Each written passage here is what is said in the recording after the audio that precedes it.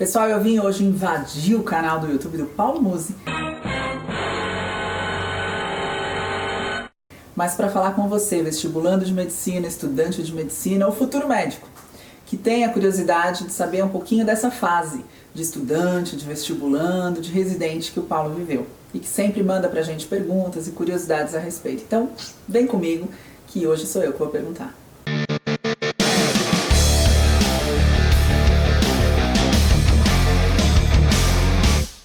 Olá! Hoje eu invadi o canal do YouTube do Paulo, mas foi para dar uma resposta para vocês, estudantes de medicina, vestibulandos, que sempre que nos encontram perguntam sobre essa fase de estudante que o Paulo viveu e ainda vive.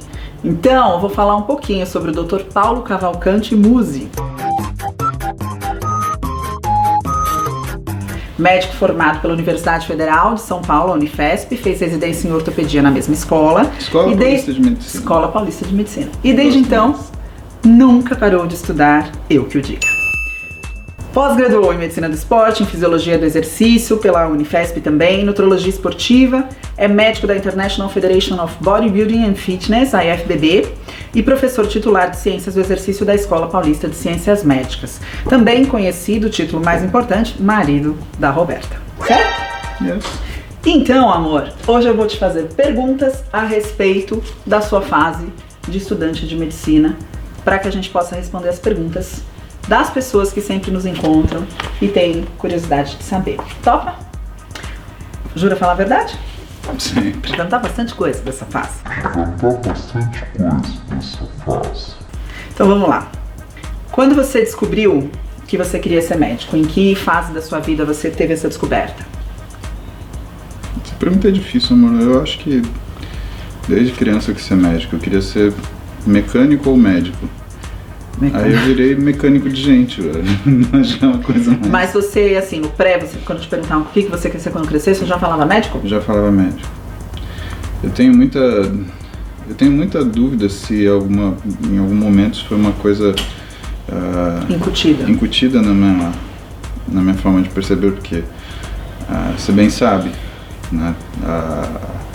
Eu tenho pessoas na família que passaram por situações graves de saúde, períodos de internação, Sim. e isso muito jovem. Isso evidentemente marca uma pessoa, né? Mas antes disso acontecer, eu já tinha esse fascínio pela medicina e para mim é muito difícil pontuar o momento que eu decidi ser médico, mas devo te falar a verdade, eu gostava muito de mecânica. Você fica bonito de mecânico também, amor, eu já vi essa cena acontecendo. Conta essa história. Não vou contar. Você tinha uma lista de faculdades, quando você falou, tá bom, quero ser médico, já sei que eu quero ser médico. Em um determinado momento, nessa fase pré-vestibular, as pessoas começam a fazer uma lista das faculdades que gostariam de cursar. Você fez essa lista ou você tinha, eu quero isso? Não. Em 1997, quando eu prestei a primeira vez o vestibular, então a gente está falando quase 30 anos atrás. 10 anos né? atrás. Vamos simplificar aqui para as pessoas não saberem. 10 não, né? 30, eu sei. Né? 97, amor. As pessoas entenderam isso da nossa parte. E na época, o que a gente fazia? A gente escolhia entre as faculdades que tinham melhor reputação, mas também era uma coisa muito importante, né, Alberto? Naquela época, fazer medicina era muito caro, ainda é. É a formação mais cara que existe. E meu pai me falou, olha, você quer fazer medicina, meus parabéns, mas precisa ser uma pública. Então né? você fez a lista das públicas. Eu fiz a lista das públicas. Que não são muitas, né? E me permiti incluir, né, a Santa Casa, porque é uma faculdade de renome, é o berço da Faculdade de Medicina da USP. Né, os alunos da USP eles começaram a ter aula na Santa Casa, né, para depois, em 1940, 1950, ter a construção do Hospital das Clínicas. Se não me engano é essa a data, né? Mas então era Santa Casa, Unifesp, USP, Santa Casa, Unicamp. Unifesp, USP, Unicamp e FAMEMA. Né, que em Marília já era estadualizado, mas como uma forma, né, de uma autarquia, então ela não tinha, Marília não era nenhuma estadual, não era nem municipal, não era nada, mas ela foi encampada e o governo né, aceitou ela como uma autarquia, ela é uma faculdade pública, mas não está ligada a nenhuma das grandes. Pelo menos na época não era. Né? Eu lembro da nossa fase de namoro, você falar FUVEST, FUVEST, FUVEST, FUVEST. Porque era onde as faculdades de medicina públicas se concentravam, né? Então, Unifesp, a Unesp, todas através da FUVEST, exceto a Unicamp. Passei na FUVEST, né? E eu passei na Unifesp, tinha a opção de ir para a USP. Mas a grande coisa da faculdade de medicina, que quem me falou isso foi meu professor de química na época, o Pavani. E o Pavani, ele virou e falou assim: Paulo, você tem que olhar, além de onde você vai estudar, como é que é o humor geral das pessoas, porque você vai se relacionar com essas pessoas o resto da vida, e durante 6 anos, que é um curso estendido, você não vai fazer um curso de 4, você vai fazer um curso que é 50% mais demorado que os outros, só da formação. E aí você tem ainda em formação na residência, mais tempo para ficar nesse curso, né? Você tem que ver o que se insere para você. Então, existiam 2 grandes diferenças na época entre a Escola Paulista e a gente sempre...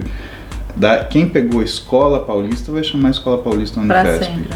Não tem jeito, é uma coisa que pega na gente. Mas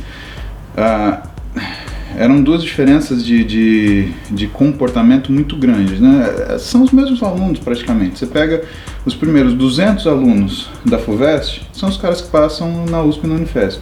Ou passavam naquela época, né, que era junto o vestibular e depois de um tempo se separou. Mas você achou que existia diferença entre o público que frequentava as 2 universidades e você se identificou mais com o pessoal da Unifesp? Eu acho que... Essa foi a questão. Na realidade, amor, o que tinha de diferença era uma forma de... É difícil falar isso porque é difícil conceituar, mas existe até hoje uma forma, e que não é da prática de medicina, mas é uma coisa um pouco mais restrita, é o jeito que lida com o aluno, é como o aluno é preparado. Naquela época, né? A gente não sabe hoje. Eu não sei hoje, mas por exemplo, o que eu percebia? Na USP era muito difícil você chegar no professor que era titular da cadeira, né? Na Unifesp, na escola, a gente chegava.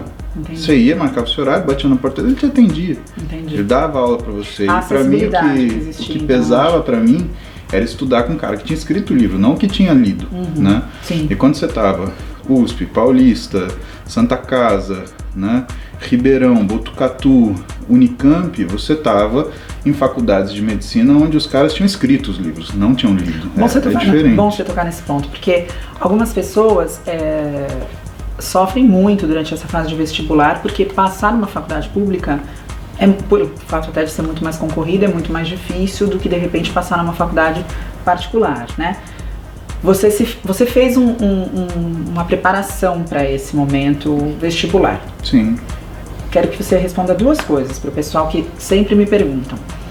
Como você se preparou para esse vestibular tão difícil? E hoje, se você tivesse a possibilidade de estudar em uma faculdade particular, quais seriam as faculdades que você prestaria? Tá, bom. Primeira coisa, quando que a gente terminou o nosso namoro? Não começa com essas perguntas aqui. Que vai virar o que ele lembra do pastel que eu não dividi com ele aos 16 anos. Eu sou de câncer. Quando a gente terminou nosso namoro, quando eu entrei pra aviação. E eu fui fazer cursinho. Por um motivo muito nobre que eu precisei. Sim, e eu fui fazer cursinho. Né? Quantas vezes eu te liguei nesse período? Você não, a gente nem se falava.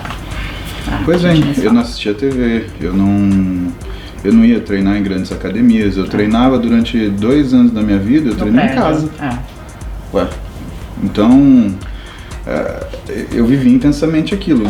Primeiro porque a formação que eu tive foi de um colégio de padre que era orientado para a formação do ser humano, que eu não me arrependo. Sim, nem eu acho que eu tive a mesma formação. Né, para mim, minha formação básica como indivíduo foi fundamental. Não me arrependo de ter estudado história da arte, psicodinâmica de grupo, nada disso. Mas isso não te preparava para o vestibular. Exatamente. E quando eu fui fazer cursinho, eu fiz cursinho justamente porque eu tinha que me adequar ao que era pedido na prova. O cursinho que você fez ainda existe? Eu não sei, amor. Fala pro pessoal, aí vocês procuram Intergraus. Na época eu tinha dúvida entre Intergraus, o que era famoso na época também, não era Etapa? Ângulo, né? E Objetivo. Objetivo. Né? Objetivo, Ângulo, Etapa e Intergraus. Era um cursinho, eu lembro que era um cursinho integral, que a gente não podia se ver, não podia se falar. Não existia celular na época, nem WhatsApp, nem mensagem de texto, não existia nada disso. Então realmente ele me escrevia cartas. Eu tenho 132 cartas da época de cursinho dele, real. E das faculdades, que eu perguntei pra você, das faculdades hoje particulares. Mas antes do cursinho, que eu não te falei. Da preparação. Assim, eu não saí. Esse negócio de, eu vou me divertir. Você tem uma coisa na tua cabeça, você tem que resolver, resolve ela. Se você não conseguiu passar na faculdade, no terceiro colegial, e você vai fazer um cursinho, então faz o cursinho. Não vem com essa história de, eu preciso me libertar, eu preciso viver. Cara, você precisa passar na faculdade, é isso que vai definir a tua vida. Eu sabia que se eu fizesse menos 120 na prova do FUVEST, eu não ia nem para a segunda fase. Eu iria para a segunda fase iludido, sem chance real de passar. Na época, eu fiz as contas para passar na USP e no Unifesp, que eram as mais concorridas na época, a média de nota era 8,5. Então eu tinha que tirar em tudo 8,5, sabendo que tinha matérias que eu era pior, sabendo que tinha matérias que eu era melhor, mas, por exemplo, a primeira vez que eu prestei, fui para a segunda fase, eu tinha feito 113 pontos. Eu lembro, você me eu tinha ficado na corta na nota de corte. Passei para a segunda fase. Né? Só que assim, eu zerei em física. Tá vendo só? Paulo Musi zerou em física na primeira fase do vestibular, da primeira vez que prestou. Foi o que me ajudou, porque assim, o tipo de... Aí você olha a questão do comportamento, né? Eu vi meus amigos que tinham dificuldade, meus colegas que tinham dificuldade em física ou em qualquer outra matéria. Eu odeio isso. Eu falei, não, isso que eu tenho que aprender. Sim. E aí na segunda vez que eu prestei foi isso que me fez passar. Sim. Eu fui a nota mais alta da FUVEST de física na parte de teste. Eu fiz 17 em 20.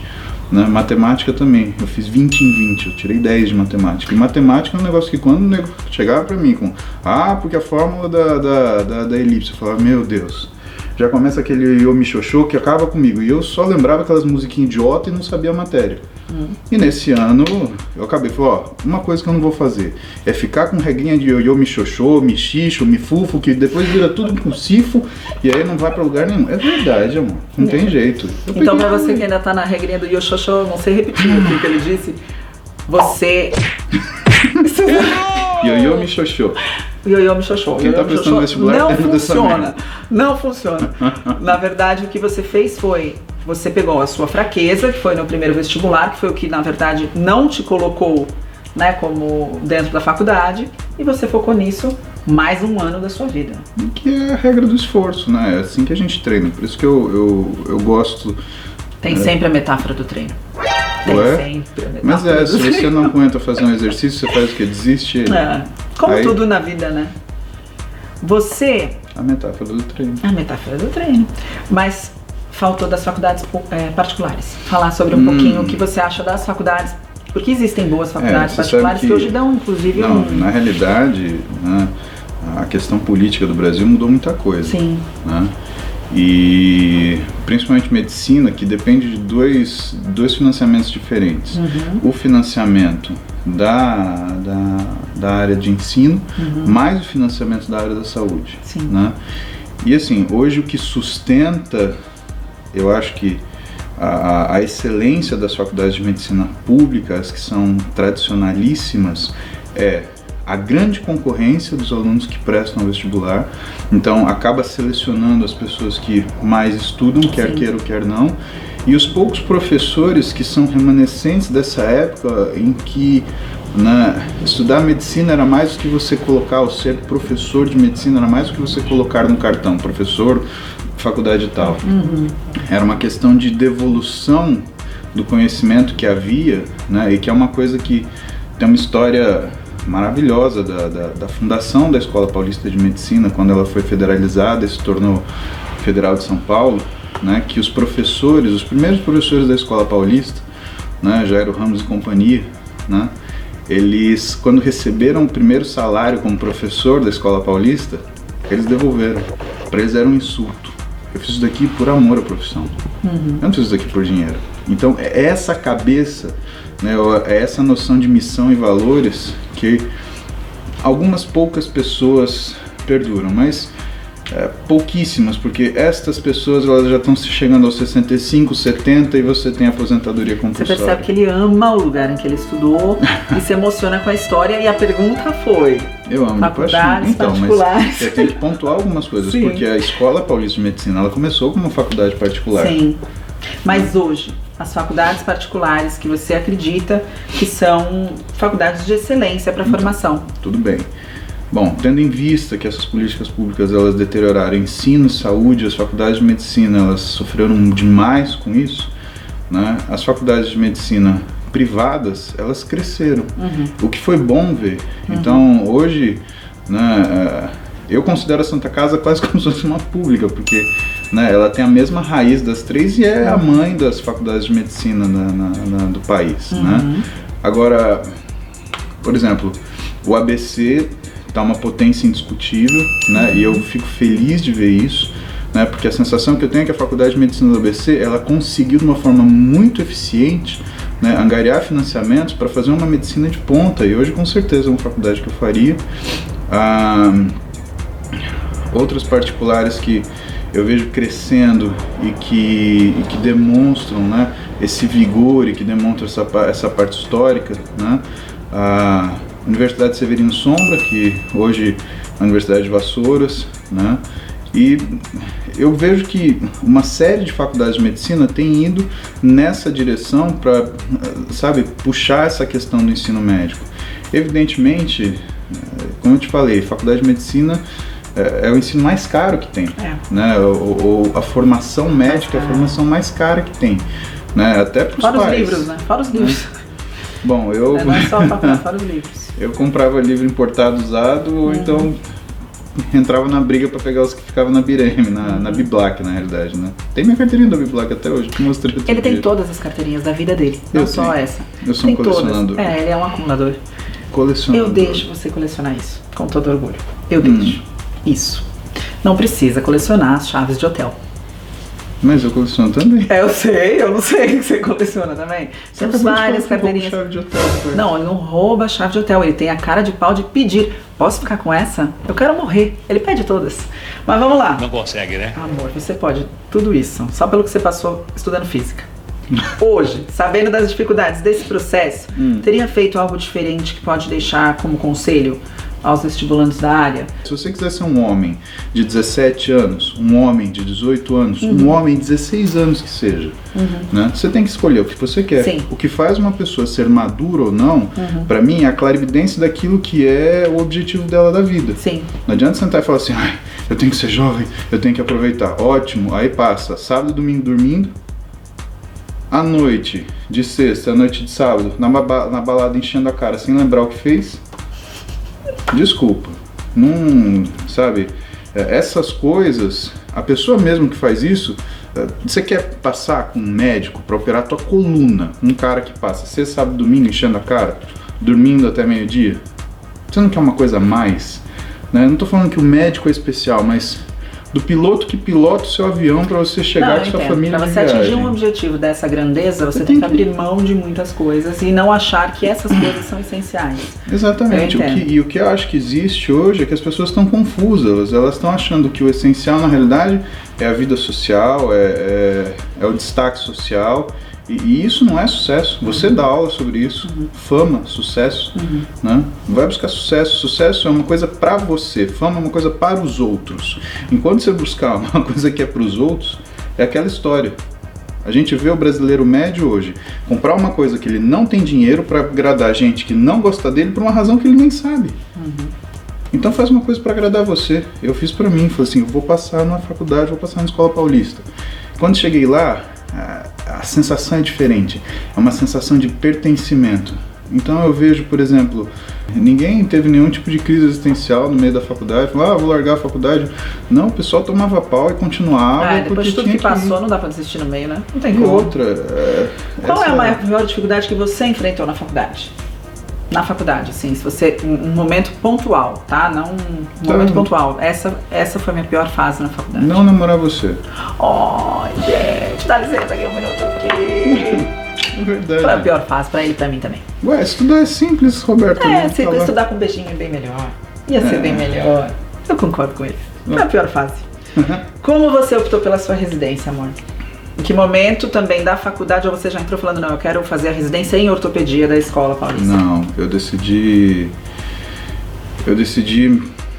meio que de última hora. Eu sempre gostei de esporte, né, e sempre gostei de treinamento, tá? Esporte... Eu que diga também. Né, é uma coisa que me encanta por causa do conhecimento do treinamento que leva você a ganhar uma capacidade, mas o esporte em si, determinados esportes eu não ligo, eu prefiro dormir. Então, você me perguntou em relação à escolha da residência, e assim, eu gostava de muitas coisas que se provaram no decorrer da faculdade. Por mais que eu gostasse do conhecimento, eu não tinha condição de realizar a prática, né? Eu te dou exemplos específicos. Eu gostava muito de pediatria, porque eu gosto muito de criança. Eu lembro. Agora, gostar de criança e conseguir ser um bom pediatra são coisas completamente diferentes. Né? Tanto que meu primeiro trabalho publicado foi em obesidade infantil. Né? Foi trabalhando junto com um profissional de educação física, uma nutricionista, e uma psicóloga dentro do ambulatório de nutrição e metabolismo da Escola Paulista. Né? Eu fiz isso no segundo e terceiro ano. E quando eu achei que estava tudo muito certo, aí veio a pediatria como disciplina. Aí eu descobri uma coisa que chama ambulatório de nefropediatria. Aí meu mundo caiu. Eu fiquei, sabe, pra mim foi um choque. Eu gostava de criança, então... Ver doente é muito difícil. Eu tinha muito apego. Na realidade, eu tinha muita transferência e contra-transferência com isso. E eu não conseguia lidar com isso de forma eficiente, ou a não atrapalhar o meu trabalho, ou a não atrapalhar o meu íntimo. Entendi. E aí, nessa escolha dos dois, eu falo, f*** eu. Só que eu fiquei numa situação que, pra mim, tava ingerenciável. Né? E aí eu falei, não, pediatria, não consigo. Eu amo criança, eu gosto do conhecimento, mas não dá. Psiquiatria foi da mesma coisa, por duas razões. Eu lembro de uma frase, cada doença que eu leio, eu acho que eu tenho. Eu lembro que ele falava isso. É um livro, chama DSM-4. Mas acho que o ser humano todo faz. DSM-4 tem lá todas as designações das doenças psiquiátricas. Você vai ler esse livro, você vai achar que você tem tudo. E eu tinha certeza que eu tinha tudo. Enfim. Agora, existia muita contra-transferência, eu não conseguia lidar com isso, porque, né, eu tenho um histórico pessoal de lidar com pessoas muito queridas que tinham transtornos e assim, a mim me remetia a essas situações. E tudo bem, talvez ao longo de anos de prática eu conseguisse me habituar, mas eu ia me habituar a fazer o meu trabalho ou a ser ferido incessantemente. Então vamos ser mais prudentes, né? Vamos gostar do conhecimento e tê-lo, mas vamos nos proteger. E aí, o que sobrou? Eu gosto muito de atividade manual, cirurgia e ortopedia. E aí, ainda no terceiro ano, a Unifesp ela fez uma greve brutal, demorou 3 meses para solucionar, só que eu ainda estava na pediatria e eu obrigatoriamente tinha que tocar junto com a equipe, né, porque o atendimento não parava a atividade de ensino, mas o atendimento não, né? E eu estava nos ambulatórios de nutrição e metabolismo, eu tinha um ambulatório nessa época pelo menos uma vez por semana, né? E o José Carlos, que hoje eu brinco, eu falo que ele é meu pai acadêmico, né? Nós treinávamos juntos jiu-jitsu na faculdade. Ele já era R3 de ortopedia, eu estava no terceiro ano, né? E ele virou para mim e falou, você tá muito vagabundo aí, vambora que você vai me ajudar lá no Vila Maria, né? Conheci, eu ia lá, nos plantões. É um hospital administrado pela SPDM, pela Escola Paulista, e ele foi lá e falou, vem cá que você vai me ajudar na ortopedia, eu tenho uma rotina cirúrgica pesada, e como você não tá fazendo nada, eu vou te levar porque isso é legal. Terceira semana eu tava apaixonado. Então, na verdade, nesse momento em que você se apaixonou, efetivamente pelo que você estava fazendo, foi a sua decisão pela ortopedia, que de certa forma tem tudo a ver com o treinamento, ligamento, musculatura, lesão. Então, mas isso é um aprendizado na realidade, né? Porque até então, por exemplo, eu gostava muito de cirurgia, porque eu gosto de coisa manual, né? E assim, se eu gosto de forma, por que não lidar com plástico? Né? Também. Ciência da forma, a ciência médica da forma. O que você muda numa pessoa quando você vai fazer uma cirurgia plástica? Você seria um bom cirurgião plástico? Ele é detalhista, rapaz. Quando ele me olha, eu não sei se ele tá olhando pra ver se eu tô bonito ou se ele tá vendo se tá... Ali eu colocaria mapa direito. Você não faz isso comigo, né? Amor, eu não... Não faz isso comigo, não. Ótimo, não, você podemos prosseguir. Mas não é essa questão, eu acho que pra mim é uma questão da fusão de função e forma. Então, eu seria muito feliz sendo cirurgião plástico. Agora, eu me realizo na ortopedia porque eu conquisto a forma pela função. Né? Então, é um trabalho como se você... imagina que você é capaz de fazer uma escultura usando uma impressora 3D. Tá? Então, você faz essa escultura e você... Tudo bem, você tem a tua habilidade digital, o teu conhecimento do uso de software, você tem a sua precisão para conseguir fazer todos os ajustes nisso. Só que a sensação que eu tenho quando eu olho o esporte como o modificador da forma humana é como se fosse um artista com um cinzel na mão. Então eu vou esculpir aqui. Só que não é só você simplesmente arrancar um pedaço, é o ângulo que você põe o cinzel, é a força que você dá no malho, é o tipo de reconhecimento sua da dureza do material que você está enfrentando. E aí talvez por isso também as pós-graduações que vieram na sequência, biomecânica do exercício, fisiologia do exercício e tal. Que são na realidade tudo compondo, que são uma extensão da ortopedia, porque até... O que a gente tem na ortopedia, da ortopedia na faculdade, ele é 1% do que é ortopedia. Você tem a parte clínica, que é dificílima, por quê? Porque você, como aluno de medicina, você não vai conseguir decorar todos os exames clínicos que você faz na ortopedia e que são sensacionais, porque você sabe, se você é um bom ortopedista, você faz um diagnóstico. Se você é um ótimo ortopedista, você faz o diagnóstico a partir do exame físico. Por que você pede o exame de imagem? Porque o exame de imagem, na realidade, é a confirmação do diagnóstico e não o estabelecimento dele. Né? Isso é fascinante na ortopedia, mas você como aluno, você não tem acesso a examinar 1000 pacientes para você aprender isso, porque não é uma questão simplesmente de decorar o exame, é de raciocinar com ele. Eu faço um teste de PAT porque quando eu faço a rotação do ombro, eu percebo no teste de PAT que a lesão é uma lesão do manguito rotador e é uma lesão do infraespinal. Essa coisa que você vai entendendo, esse raciocínio clínico, semiológico, ele vai acontecendo com o tempo, né? Então, eu não tive a oportunidade na graduação de ter esse contato. E quando a gente fala em ortopedia, então, ou essa parte clínica dificílima, você tem milhares de testes com milhares de nomes que testam milhares de músculos diferentes. Sim, eu lembro da prova de anatomia. Ou você tem ou você tem na realidade aquela visão de sala de emergência, que é o seu coração batendo a 1000, né, e você tentando consertar a pessoa, né, mas quase como se fosse de fato um marceneiro de gente.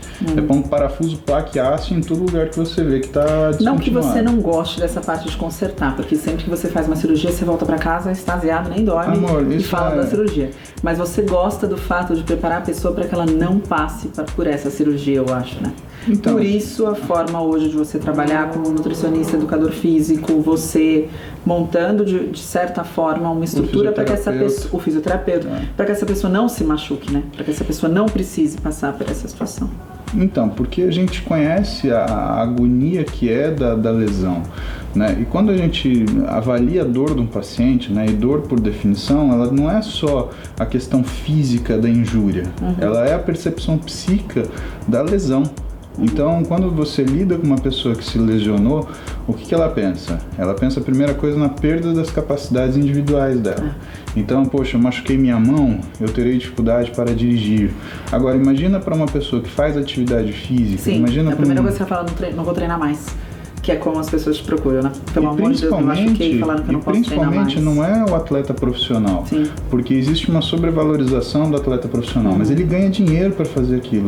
Eu digo do atleta recreativo, como é a definição, que faz porque gosta. Então você está tirando a coisa que ele gosta de fazer, né? Se ele não é pago, tem muita gente que é paga, né, mas que faz aquilo porque é pago. Sim. Você vê que 2 anos, 3 anos depois da pessoa largar o esporte, você está vendo uma pessoa completamente diferente na sua frente. Né, porque ela larga qualquer tipo de condicionamento do físico que existe. Né? Infelizmente, uma boa parte deles, né, e pessoas muito conhecidas. Agora, você vê as pessoas que fazem atividade física, eles fazem com 20, com 30, 40, 50, 60, 70 e além. Os que fazem por prazer, apenas. Tira dessa pessoa aquilo que ela gosta de fazer. E eu tive a oportunidade, quando o José me chamou para ficar com ele lá, de aprender essas coisas, mas de ter esse insight, de olhar e falar, nossa, é isso que é ortopedia, né? Eu vivi muito intensamente durante 3 meses na minha graduação o que era ortopedia e traumatologia e consegui separar dos dois. Né? Então o que você faz quando você pega uma pessoa que faz exercício e você reajusta os processos de treinamento dela? É ortopedia. Sim. É justamente a básica do negócio, só que para você fazer isso no exercício, você tem que ter noção de biomecânica, pós-graduação, você tem que ter noção de fisiologia, pós-graduação, você tem que ter noção de como você dá energia para que isso aconteça de forma correta. Esportiva. Então, essas coisas, elas são justas. Eu entendi, ele tá querendo justificar aqui porque ele nunca parou de estudar e todo final de semana ele tem uma justificativa diferente como essa, certo? E aí, o que aconteceu? Qual é a próxima? Eu te falo já. Mas aí o que aconteceu? No tem próxima? Ano, tem, lógico que tem.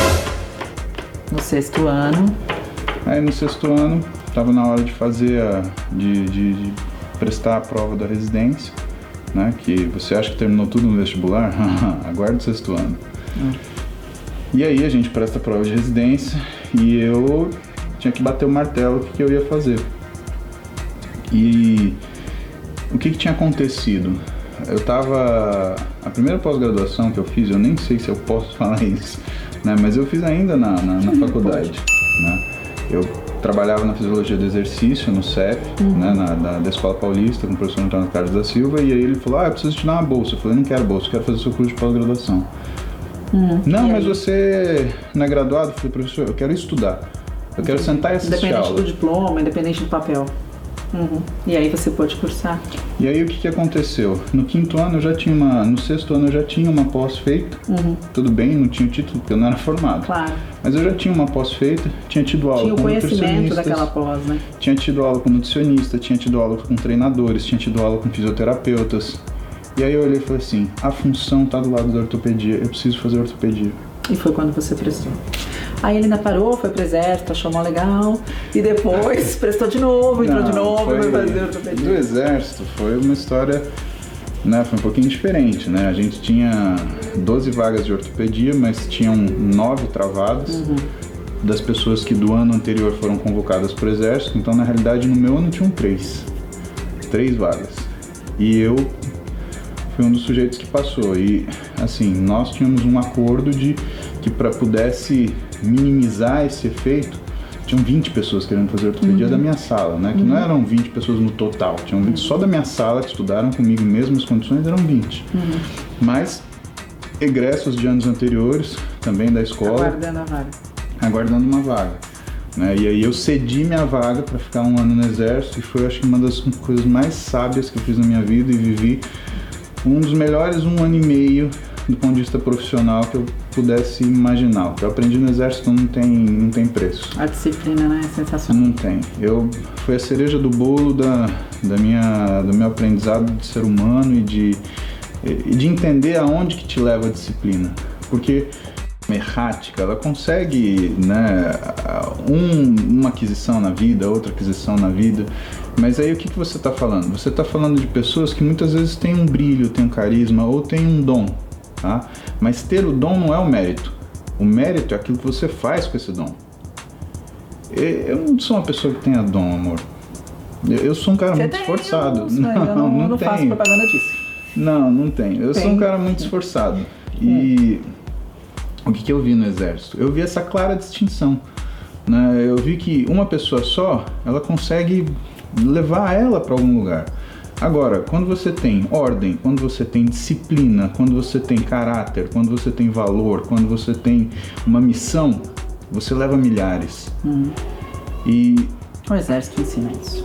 Porque de fato, sabe, às vezes, e começa de uma coisa pequena, você comanda um pelotãozinho, direito a volver, sentido, ordinário marcha, você começa a ver o poder disso daí, e aí você começa a entender a diferença de chefiar e liderar, e você começa a entender a necessidade do exemplo, né? Porque o cara que está lá na frente, ele é o que não vai errar, e isso na hora obriga quem está atrás a não errar também, e não porque vai ser punido, mas porque vai se sentir inferior do que é. E nisso o exército me presenteou com essa visão de vida, E desde então, eu nunca fico apostando na sorte, que eu não sou um sujeito de sorte, né? Eu nunca fico apostando no erro ou do caos. Eu trabalho o melhor possível. E eu sei que se o desfecho não for favorável, é porque talvez eu pudesse ter trabalhado mais e me empenhado mais. E isso me tira de uma situação que eu tenho muito medo, que é de me vitimizar. E que é uma das coisas que eu aprendi com você. Olhando para as pessoas que se vitimizavam e mostrando como o desfecho deles era triste. Porque elas perdiam a administração da própria vida. Agora uma pergunta mais leve. Fala. Porque 2 vezes aqui ele quase chorou já, falando do exército, falando da escola paulista. São coisas que eu amo. Ainda bem, amor. Você tem mesmo que ter emoção por essas coisas. Como... Não, como nada. Uma pergunta tranquila. Eu não vou fazer você chorar. Não quero isso. O que era? Não, eu quero saber quantas horas você passou sem dormir, tempo recorde na residência. Eu sei, mas a galera não sabe as coisas que isso aqui fazia. Tempo recorde. Eu acho que o recorde acho que foram 5 dias sem dormir. Carnaval. Ele puxou residência o carnaval inteiro. Então, mas eu fazia isso porque... Porque você odeia um batuque. Porque você odeia o carnaval. Amor, era por assim, isso. Não é que eu odeio carnaval. Ele adora que ele tem um gingado de samba que vocês nem imaginam. Mas é que, assim... Evidentemente, quem dá plantão tem horários de descanso, você não consegue dormir a noite inteira, mas você dorme ali uma horinha, 1 hora, 2 horas, né, ao longo do dia, né, por isso você tem uma equipe, né. Agora, o que acontecia no carnaval era um plantão que ninguém queria pegar. Óbvio. Só que também, quando a gente trocava o plantão entre nós, né, o que eram... feriados valiam o dobro, né? E no R1 você tem 180 plantões, ou pelo menos tinha, a gente tinha 180 plantões. Então o que você sabe da sua vida no R1? Que amanhã tem plantão. Isso se você não fez alguma cagada porque você deixou alguma coisa burocrática para fazer e caiu pro seu R2, e que você vai ganhar outro plantão. E era assim, não tinha mimimi nenhum, né? Não tinha reclamação. A gente, depois numa época, ria disso, depois numa época chorava, né? E depois... Durante chorava, na verdade. Não, no começo você ria, porque no começo é engraçado. Mas depois quando você começa a sofrer muito, você começa a chorar. Não existe aí, mas depois quando você termina, aí você ri de novo, né? Mas aí eu fazia isso, eu trocava 2 para 1, eu pegava da sexta, ia até quarta-feira tranquilamente. Eu vou chamar um amigo seu, o Rodrigo, que na verdade é amigo, é colega de profissão, é médico assistente, e eu vou chamar o Dr. Rodrigo, que também é seríssimo como o Dr. Paulo, porque eu quero propor para vocês uma brincadeirinha agora mais leve. Para que realmente vocês possam demonstrar os estudantes de medicina que foram para os estudantes de medicina que acompanham vocês. Rodrigo, vem comigo. Vem comigo, a gente vai brincar de eu nunca. Já brincou de eu nunca, amor? Eu nunca. Você nunca? Então é hoje. Pô, você foi um estudante de medicina daqueles Caxias? Não. Não foi? Não, mas a pessoa já soube, né? Ele é certinho, tem cara de certinho, né? Sim. Ele é um médico assistente Caxias. Cara de certinho. Você tem cara de certinho, você não precisa ser. Essa é a realidade. Bom, então algumas perguntinhas. Não vale mentir, sobre hipótese alguma. O jogo é simples. Eu vou começar com eu nunca e vou falar uma frase. Se vocês nunca, plaquinha do eu nunca. Se vocês já, plaquinha do eu já. Perfeito? Vamos ver com quem meu marido costuma andar naquele consultório. Viu? Você passa grande parte do seu tempo com ele. Agora que eu vou definir se vai continuar isso ou não. Eu nunca fui pintado de verde seminu durante um trote de medicina. Pode ser azul? Você foi pintado de azul? Que bom! Você viu? Maravilhoso esse trote. Completamente nu? Mas era de azul. Ainda bem que ele era semi. Ele era semi. Eu juro que ele era semi. Verde. Eu nunca fui em festas alucinantes da faculdade. Isso não quer dizer que eu tenha participado. Amor! Não quer dizer que eu tenha participado da alucinação. Ok. Só na festa. Não, posso...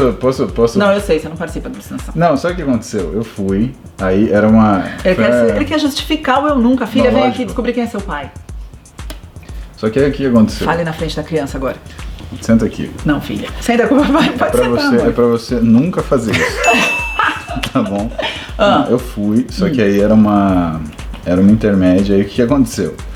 Eu não gosto de barulho, eu tinha esquecido disso. E eu não gosto de aglomeração. O que você vê numa festa assim? Aglomeração e barulho. Aí eu voltei pra casa pra dormir, só que aí, assim, todo mundo dormia um do lado do outro, em colchonete, em saco de dormir. E aí tinha uma pessoa que tinha chegado daquele jeito. Porque realmente eu não vi o gênero na hora. Não dava pra ver. Né? Não dava pra confiar. A linha não pode botar aí. Tudo bem, você pode tudo na vida. E aí, o que aconteceu? Essa pessoa pegou, deitou do lado, deu um vomitão e aquele... Eu vi, parecia aquele filme de lava, assim, quente. Eu vi aquele vômito quente saindo do vapor. Amor, a gente não precisa do detalhe. E ele andava em minha direção, assim. Aí eu pensei assim, eu não preciso disso. E nunca mais foi em festas alucinantes? Não. Obrigada, senhora que vomitou. Eu peguei o meu saco de dormir, fui pra Marília e dei um susto na minha mãe porque eu tava vestindo uma máscara de monstro. Ela quase infartou. Ai, Senhor Jesus. Mas foi muito legal. Viva a maturidade dos vestibulantes de medicina. Eu nunca usei componentes do laboratório de medicina para outros fins. Você tá na dúvida? Ele tá... Bom garoto. Depende do que você diz. Amor, componentes. Outros fins, qualquer componentes. Qualquer tipo de componente. Você vai me obrigar a mentir. Não pode mentir. Qualquer tipo de componente? Qualquer, mano. Nem que seja um tubo de ensaio. Os componentes químicos ou... Não, qualquer coisa. As estruturas físicas? Qualquer coisa do laboratório para outros fins. Oi! Então... Eu tinha entendido. Amor, usar alguma coisa, a sua não placa, fazer alguma gentileza. coisa. Não, usar para outros fins. Qualquer coisa no laboratório. Sim. Amor. Eu preciso de uma placa escrita. Não. Ok. Ele já. Eu nunca fingi estar acordado na aula utilizando-me de artifícios para não ser descoberto. Nossa, eu até rezei. Rezou durante o sono? Não foi uma aula era uma aula de medicina de urgência, que eu lembro até hoje. A professora estava dando púrpura de Renox Schlein. Aí eu falei, púrpura de Renox Schlein na aula de medicina de urgência é difícil, né? E aí eu dormi assim, né? E aí a professora chamou, escuta o menino aí de trás que é grande, que não sei o que ela falou assim, em nome do Pai, amém. Desculpa, professor, eu tava orando, porque da minha religião. Aí ela ficou vermelha assim, e aí o pessoal segurou, porque é baita mentira, mas ela não tinha como saber, né? Agora ela sabe. O artifício foi a religião. Que menininho. Que feio, né? Usar Deus pra esconder o... Pelo amor de Deus. Jogou o nome de Deus em vão ali no processo. Mas funcionou. Isso é ruim. Eu nunca, mesmo nos dias mais exaustivos de plantão, dormi sentado no intervalo de série de panturrilhas. Eu dormi treinando. Você vai dormir treinando? Ele dormiu no meio do treino, ele dormiu no meio. Assim, 1, 2, 3. Hora de relaxar. Eu também já dormi. Atendendo o paciente. Eu dormi escrevendo uma receita. Não, já conversando com o professor desse, você tá dormindo? Mas treinando acho que não. Isso já passou na vida dele, viu, gente? Não é que presta. Eu nunca. Eu já dormi em situações que não pode falar do YouTube. Então... R1. A vida de R1. Você R1 que acha que tá tudo perdido, não está. Siga firme no caminho. A gente aprende a dormir sentado, né? Equilibrando. Aprende a dormir sentado. Um barquinho. No ônibus. Eu nunca falei pro hipocondríaco que era personal trainer ao invés de médico. Como? Eu não entendi. Eu nunca falei pro hipocondríaco que eu era personal trainer e não médico. Isso eu já fiz. Cara, teve uma galera do prédio que a gente morava que jurava que ele era personal trainer. É verdade. E assim, quando você é médico e mora num lugar, você vira... Assim. Plantão é na tua casa, de madrugada, não é? É ou não é? Eu nunca... Testado de óbito da avó. Te pediram testar de óbito? No prédio, chamaram você pra testar o óbito? Não, acho que no prédio já chamaram minha mulher, mas... Pra testar o óbito? Não façam isso. Deixe seu vizinho médico descansar. Eu nunca fugi de um plantão pra namorar a Roberta. É importante que você... Roberta. Você já fugiu de plantão pra me namorar, amor? Amor, você sabe que fugir de plantão é crime, né? Eu nunca. Então. Nunca fugiu do plantão. Viu? Nunca. Nunquinha. Não. Eu nunca usei o gesso do ambulatório de ortopedia para esculturas impróprias. Escultura envolve amarrar duas pessoas? Isso é uma escultura? Pode ser uma escultura grande.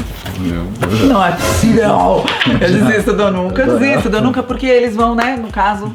Não, isso aqui, na verdade, é um processo feito para impedir que estudantes de medicina... Meu amor, deixa eu falar uma coisa pra você. O gesso, ele tem um caráter pedagógico. Pedagógico. Ele ensina R1s. Calouros. Ele ensina calouros. Opa! Foi só durante o R1, a gente quer deixar isso claro. O que você fez de escultura? Eu fiz e fizeram comigo várias esculturas. Eu fiz escultura com a mala dos nós não outros. precisamos mais saber sobre isso. Tá ótimo, acabou, corta.